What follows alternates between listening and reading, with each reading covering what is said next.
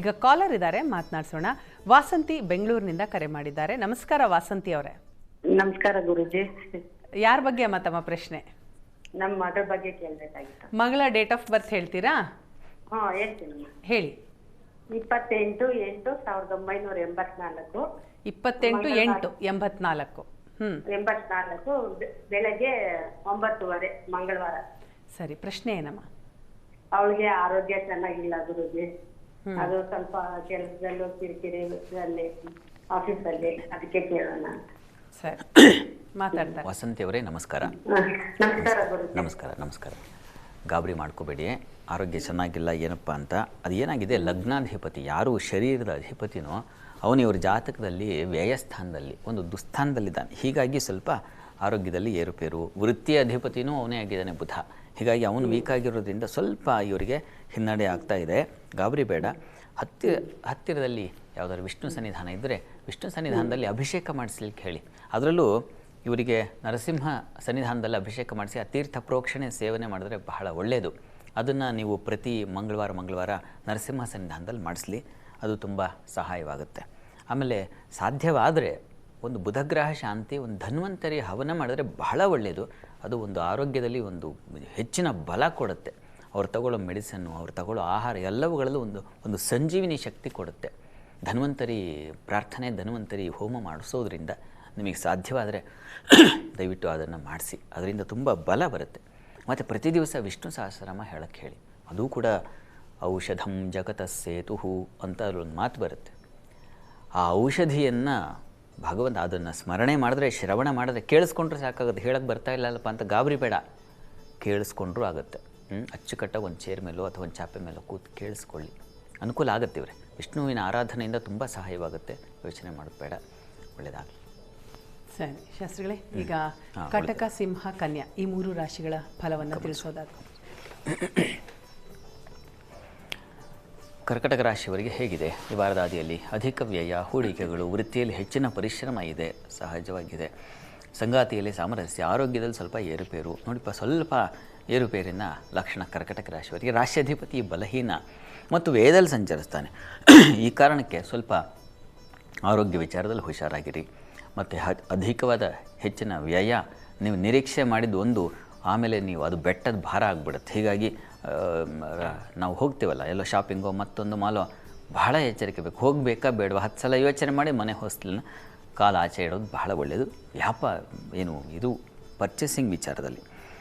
ಹೀಗಾಗಿ ಗಮನ ಇರಲಿ. ವೃತ್ತಿಯಲ್ಲೂ ಅಷ್ಟೇ ಹೆಚ್ಚಿನ ಪರಿಶ್ರಮ. ಕಾರಣ ಕರ್ಮಾಧಿಪತಿ ಸ್ವಲ್ಪ ಬಲಹೀನಾಗಿದೆ. ಅವುಗಳ ಸಂಚಾರ ಹಾಗೆ ತುಂಬ ಚೆನ್ನಾಗಿದ್ದಾಗ ಒಳ್ಳೆಯ ಫಲ, ಕೂತಿದ್ದ ಕಡೆಯಲ್ಲೇ ಕೆಲಸಗಳಾಗ್ಬಿಡುತ್ತೆ. ಇಲ್ಲ ಅವುಗಳು ವ್ಯಯಸ್ಥಾನದಲ್ಲೋ ಹಿಂಗೆ ದುಸ್ಥಾನದಲ್ಲಿದ್ದಾವೆ ಅಂದರೆ 10 ಸಲ ಪರದಾಡಿ ಕೆಲಸ ಒಂದು ಸಣ್ಣ ಮೂಮೆಂಟು ಆಗಿರೋದಿಲ್ಲ. ಹೀಗಾಗೋ ಸಾಧ್ಯತೆ ಇರುತ್ತದೆ. ಕರ್ಕಟಕ ರಾಶಿಯವರಿಗೆ ಸ್ವಲ್ಪ ಎಚ್ಚರಿಕೆ ಬೇಕು. ಸರಿ ಹೋಗುತ್ತೆ ನಿಮಗೆ ಸ್ವಲ್ಪ ದಿವಸದಲ್ಲಿ. ಆರೋಗ್ಯದ ಸ್ವಲ್ಪ ಏರುಪೇರು, ಹುಷಾರು, ಗಮನ ಇರಲಿ. ಇನ್ನು ವಾರದ ಅಂತ್ಯ ಗಮನಿಸೋಣ. ಈ ವಾರದಲ್ಲಿ ಪ್ರಧಾನವಾಗಿ ಆರೋಗ್ಯ, ವೃತ್ತಿ ವಿಚಾರದಲ್ಲಿ, ಖರ್ಚಿನ ವಿಚಾರದಲ್ಲಿ ಹುಷಾರಾಗಿರಬೇಕು. ಇನ್ನು ವಾರದ ಅಂತ್ಯದಲ್ಲಿ ಗಮನಿಸ್ಕೊಂಡ್ರೆ ಗಾಳಿ ಮಾತಿಗೆ ಬಲಿಯಾಗೋ ಸಾಧ್ಯತೆ, ವೃತ್ತಿಯಲ್ಲಿ ಪರಿಶ್ರಮ ಹೆಚ್ಚೋದು, ಯಾರ್ದೋ ಮಾತು ಕೇಳಿಸ್ಕೊಳ್ತೀರಾ ಅದು ನಿಮಗೆ ತಲ್ಲಣ ಮಾಡಿಬಿಡುತ್ತೆ.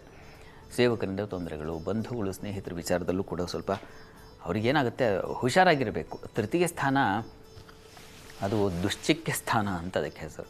ಹೀಗಾಗಿ ಸ್ವಲ್ಪ ಎಚ್ಚರಿಕೆಯಿಂದ ಹೆಜ್ಜೆಗಳು ನೆಡಬೇಕು. ನಂಬಿಕೆ, ಯಾರನ್ನೋ ಮಾತು ಸಲಹೆ ತಗೋತಿರಲ್ಲ 10 ಸಲ ಪರಿಶೀಲಿಸ್ಕೊಳ್ಳಿ, ಆಮೇಲೆ ನೀವು ಅದನ್ನು ತೊಗೊಳ್ಳೋದು ಬಹಳ ಒಳ್ಳೆಯದು. ಈ ವಾರದಲ್ಲಿ ನೀವು ಗಮನಿಸ್ಕೊಳ್ಬೇಕಾಗಿರೋದು, ಇನ್ನೊಬ್ಬರ ಮಾತಿಗೆ ಬಲಿಯಾಗಬೇಡಿ, ಗಮನ ಇರಲಿ. ಪ್ರಾರ್ಥನೆಗೆ ಏನಪ್ಪ ಕರ್ಕಟಕ ರಾಶಿಯವರಿಗೆ ಅಂದರೆ ಆಂಜನೇಯನ ಪ್ರಾರ್ಥನೆ. ಆಂಜನೇಯ ಸನ್ನಿಧಾನಕ್ಕೆ ಹೋಗಿ ಬನ್ನಿ. ಆ ಸಿಂಧೂರ ಧಾರಣೆ ಮಾಡಿದ್ರೆ ನಿಮಗೆ ಆಂಜನೇಯನ ಬಲ ಬಂದುಬಿಡುತ್ತೆ. ಯಾವುದು ನಿಮಗೆ ತೊಂದರೆ ಉಂಟಾಗೋದಿಲ್ಲ. ಆ ವಿಶ್ವಾಸದಿಂದ, ಹಾಗೆ ನಂಬಿಕೆಯಿಂದ ನಾನು ಆಂಜನೇಯ ಸನ್ನಿಧಾನಕ್ಕೆ ಹೋಗಿ ಬಂದಿದ್ದೀನಿ ಅಂದರೆ ಏನೂ ಆಗಲ್ಲ, ಇದು ನಮಗೆ ಬೇಕು. ಆ ದೃಢ ವಿಶ್ವಾಸ ಅಂತ ಕರೀತಾರೆ, ಅದು ಇರಲಿ. ಇನ್ನು ಸಿಂಹರಾಶಿಗಳು. ಸಿಂಹರಾಶಿಯವರಿಗೆ ವಾರದ ಆದಿಯಲ್ಲಿ ವೃತ್ತಿಯಲ್ಲಿ ಸ್ವಲ್ಪ ಅಸಮಾಧಾನಗಳು, ಆಹಾರ ಕ್ಷೇತ್ರಗಳಲ್ಲಿ ಲಾಭ ಚೆನ್ನಾಗಿದೆ, ಸಂಗಾತಿಯಲ್ಲಿ ಸ್ವಲ್ಪ ಮನಸ್ತಾಪ, ಆರೋಗ್ಯದಲ್ಲಿ ಏರುಪೇರು. ಸ್ವಲ್ಪ ಆರೋಗ್ಯದ ಕಡೆ ಗಮನ ತೆಗೆದುಕೊಳ್ಳಿ. ಕಾರಣ ನಿಮ್ಮ ರಾಶ್ಯಾಧಿಪತಿ ವ್ಯಯದಲ್ಲಿದ್ದಾನೆ. ಹೀಗಾಗಿ ಸ್ವಲ್ಪ ಕಣ್ಣಿನ ಬಾಧೆ ಬರಬಹುದು, ಮೂಳೆಗಳ ಸಂಬಂಧಿ ತೊಂದರೆ ಉಂಟಾಗಬಹುದು. ಹೀಗಾಗಿ ಸ್ವಲ್ಪ ಹುಷಾರು. ಮತ್ತು ಕೆಲಸದಲ್ಲೂ ಅಷ್ಟೇ ಸ್ವಲ್ಪ ಕರ್ಮಾಧಿಪತಿ ವೀಕಾಗಿದ್ದಾಗ ಯಾವ ಕೆಲಸಕ್ಕೆ ಕೈ ಹಾಕಿದ್ರೂ ಅದರಲ್ಲಿ ನಿಮಗೆ ಅನುಕೂಲ ಇರೋದಿಲ್ಲ. ಮತ್ತು ಆ ಕೆಲಸಕ್ಕೆ ಇನ್ನೊಂದು ಕೆಲಸ ತೊಡಗಿಬಿಡುತ್ತೆ. ಕೆಲಸ ಸೇರಿ ಕೆಲಸದ ಹೊರೆ, ಹಾಗಾಗೋ ಸಾಧ್ಯತೆಗಳು ಜಾಸ್ತಿ ಇರುತ್ತೆ. ಹೀಗಾಗಿ ಸ್ವಲ್ಪ ಹುಷಾರು. ಆದರೆ ಈ ಹೋಟೆಲ್ ಇಂಡಸ್ಟ್ರಿಯಲ್ಲಿ ಕೆಲಸ ಮಾಡೋರಿಗೆ ತುಂಬ ಚೆನ್ನಾಗಿದೆ. ಮತ್ತು ಈ ಗ್ಯಾರೇಜ್ಗಳಲ್ಲಿ ಪೆಟ್ರೋಲಿಯಂ ಕ್ಷೇತ್ರಗಳಲ್ಲಿ ಇರ್ತಕ್ಕಂಥವ್ರಿಗೆ ಲಾಭದಾಯಕವಾಗಿದೆ, ಅದರಲ್ಲಿ ಏನೂ ಸಂಶಯ ಇಲ್ಲ. ಆ ವ್ಯವಹಾರದವರಿಗೆ ಸ್ವಲ್ಪ ಕೈ ಹಿಡಿಯುತ್ತೆ. ಇನ್ನು ವಾರದ ಅಂತ್ಯ ಗಮನಿಸೋಣ.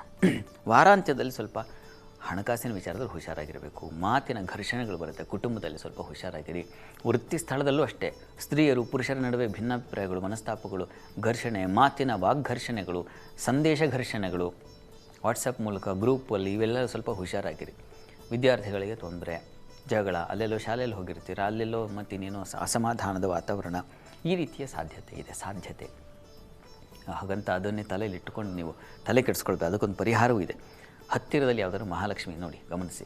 ಪರಿಹಾರ ಏನಪ್ಪ ಅಂದರೆ ಮಹಾಲಕ್ಷ್ಮಿ ಸನ್ನಿಧಾನಕ್ಕೆ ಪುಷ್ಪ ಸಮರ್ಪಣೆ, ಘೃತ ಸಮರ್ಪಣೆ, ತುಪ್ಪ ಸಮರ್ಪಣೆ ಮಾಡಿದ್ರೆ ನಿಮಗೆ ತುಂಬ ಸಹಾಯವಾಗುತ್ತೆ. ಏನು ತೊಡಕು ಹೇಳಿ ಪಟ್ಟಿ ಮಾಡಿದೆಯೇ ಇದು ನಿವಾರಣೆ ಆಗೋಕ್ಕೆ ಇದು ಸಹಾಯ ಮಾಡುತ್ತೆ. ಹೀಗಾಗಿ ಮಹಾಲಕ್ಷ್ಮಿ ಸನ್ನಿಧಾನಕ್ಕೆ ಹೋಗಿ ಬನ್ನಿ, ಅದು ತುಂಬ ಮಂಗಳಮಯ ಮಾಡುತ್ತೆ. ಇನ್ನು ಕನ್ಯಾ ರಾಶಿಗೆ ಹೋಗೋಣ. ಕನ್ಯಾ ರಾಶಿಯವರಿಗೆ ವಾರದ ಆದಿಯಲ್ಲಿ ವೃತ್ತಿಯಲ್ಲಿ ವಿಶೇಷ ಅನುಕೂಲ, ಪೆಟ್ರೋಲಿಯಂ ಕ್ಷೇತ್ರದವರಿಗೆ ಹೆಚ್ಚಿನ ಲಾಭ ಬರತಕ್ಕಂಥದ್ದು, ಬಂಧು ಸ್ನೇಹಿತರಲ್ಲಿ ಸಹಕಾರಗಳು, ಸಂಗಾತಿಯಲ್ಲೂ ಸಹಾಯ, ಪ್ರೀತಿ, ವಿಶ್ವಾಸ ಇದೆಲ್ಲ ತುಂಬ ಚೆನ್ನಾಗಿದೆ. ಅವರಿಂದ ನಿಮಗೆ ಸಹಾಯ, ಲಾಭ, ಅವರಿಂದ ಒಳ್ಳೆಯ ಮಾರ್ಗದರ್ಶನ ಸಿಗೋದು. ಸಂಗಾತಿ ಕೊಡೋ ಸಲಹೆ ಎಷ್ಟೋ ಬಾರಿ ಅದು ಆಪ್ತತೆಯಿಂದ ಕೂಡಿರ್ತದೆ ಮತ್ತು ರಕ್ಷಣಾತ್ಮಕವಾಗಿರುತ್ತೆ. ಇದನ್ನು ಗಮನಿಸೋದಿಲ್ಲ. ಹಿತ್ತಲ ಗಿಡ ಮದ್ದಲ್ಲ ಅನ್ನೋಗೆ, ಅಯ್ಯೋ ಇವಳ್ದೇನು ಮಾತು ಕೇಳೋದು, ಅಯ್ಯೋ ಇವಂದೇನು ಮಾತು ಕೇಳೋದು, ಹೀಗಾಗುತ್ತೆ.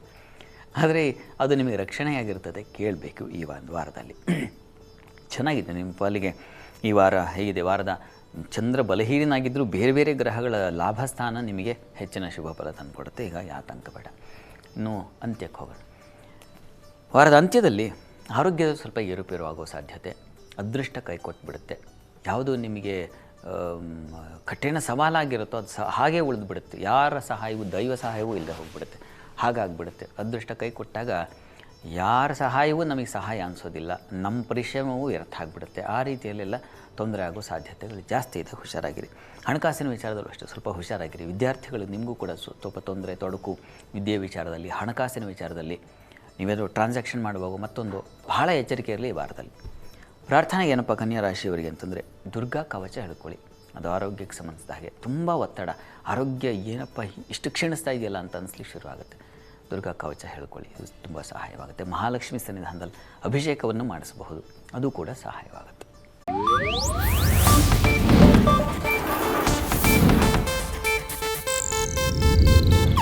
ಇದು ಏಷ್ಯಾನೆಟ್ ನ್ಯೂಸ್ ನೆಟ್ವರ್ಕ್ ಪ್ರಸ್ತುತಿ.